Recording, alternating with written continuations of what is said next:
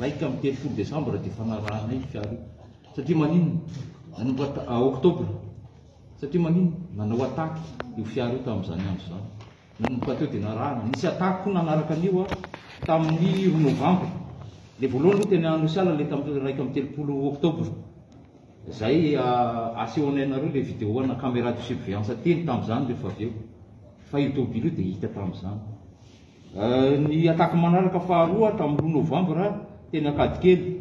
Ny fahatelo tamin'ny 14 Novambra teny Bongatsara. Ny fahaefatra tamin'ny 7 Novambra tany Amboropotsy Talatamata.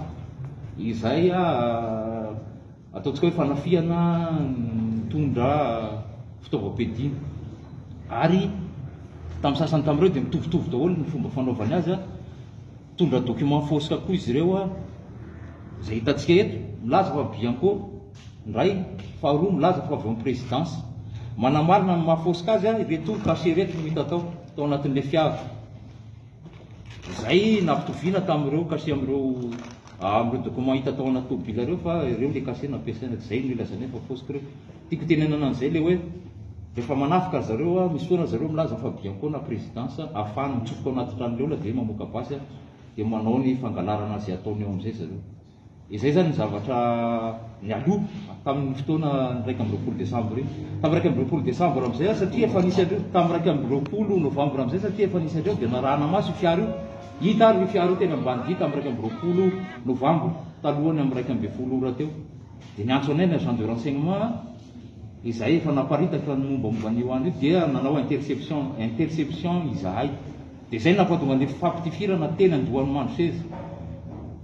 Dia reny moa zany nivokatra nisy olona 5 maty 3 tafatsoaka tamin'ireo olona ireo izay mbola mitondra araka le fitenitsika anazy basy ahafantaraka anazy dia kalakin'ny kôvy. Nisy ny fampitifirana teo dia reny nisy 5 maty 3 tafatsoaka. Dia ao anatin'ny ankety tanteraka zay zao io misy ny olona 3 zany zay efa voasambotra amin'izao. Ireto zavatra reto dia hita tao anaty fiara daholo.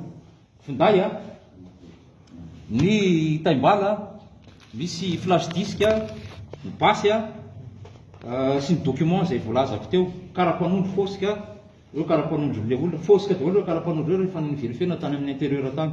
Ireo zany ny zavatra hitareo tamin'ny alalandreo nafananao nanainga ny ankety dia nahafantarana fa nanao an'le ataky voalazako teo daholo ireo olona ireo. Tato anatin'reto laza zavatra be dia be reto finday izay hitantsika eto alohantsika reto makasika an'io zavatra nitranga io. Ka ny zavatra teneiko zany dia asan-jiolahy tanteraka io zavatra nitranga io. Fa ny olona dia manao rapprochement politika amin'ilay zavatra. Izay tsy politika ny ataonay fa enquête judiciaire, enquête pénale.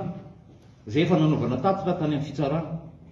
Dia ambaranareo zany fa asan-jiolahy ny zavatra nisy ary tsy ny voasambany fa efa nanao asan-jiolahy taloha ireo olona ireo izay nafanay nanaraka sy niidentifia ny tômôbila io. Inona exactement zany toerana hoe tao anatin'ilay fanadihadiana dia tao ny toerana saika anaovana le teny andohan'ny Mandoseza tsy nahitana rehefa manao rapprochement tsika voalohany aloha ny olona ray voasambotra ao dia olona ex-office mpitandro filaminana ex-office. Ny olona manao rapprochement ny tranona général ray any akaikaiky eny io tranona général koa dia efa nisy saika nanafika indroa efa tafiditra tao ny olona tamin'ny fandroany fa alerte ny olona tao dia moto ny lasan'ilay olona tao. Zay zany nafana manao rapprochement hoe tany le toerana. Manampy an'izay le zavatra voalaza ny ato anatin'ny findainy zareo reto ny communication ny zareo.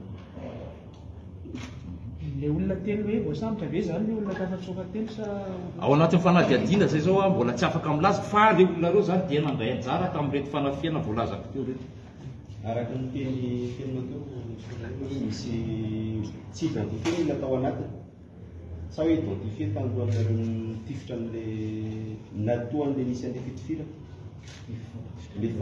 le fampitifirana jiolahy efa narahanay zany reo matoa zay mbola tsy afaka nanambotra tamin'le fotoana nisy an'reto ataky reto mbola tsy identifié tsara le olona fa ny agent de renseignement anay kosa nanome anay hoe iny le fiara hitanay le fiara misy olona ao anatiny izay milongo fiadiana.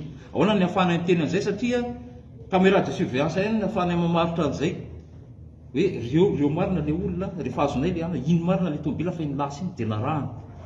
dia rehefa intercepté moa zareo dia teo ilay fampitifirana.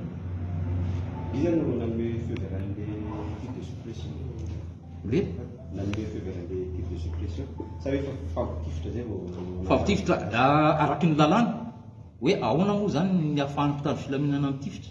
Misy lalàna mahakasika an'izay. Ray légitime défense.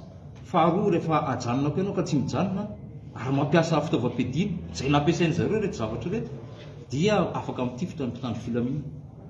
Rehefa jolako mitazona fitaovam-piadiana zay be dia be any ny fahitantsika fa mamaly ny jolahy rehefa asena mijanona.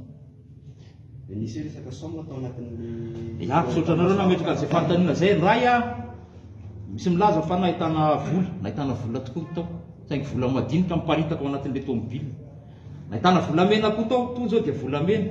Zay anareo ataoko sady no milaza fa ireto zavatra hitantsika reto tsombotsombo ty flash disk reto zavatra reto dia zavatra very tamin'ireo atako le voalazako teo aloha teo. Izay mametraka sady fa nandray anjara tamin'ireo atako ireo le olona ireo satria hita tao anatin'ny fiara nisy an'zareo izay voalaza koa sy hitantsika fa nandeha tany amin'ilay toerana nisy atako io. Misy Sotranao nametraka an'izay atreto aloha dia milaza izay fa tsisy ifandraisana. Ny toerana angamba mety tena akaikikaiky nisy anazy le toerana io fa tsisy ifandraisana aloha raha fahafantaranay azy hatreto.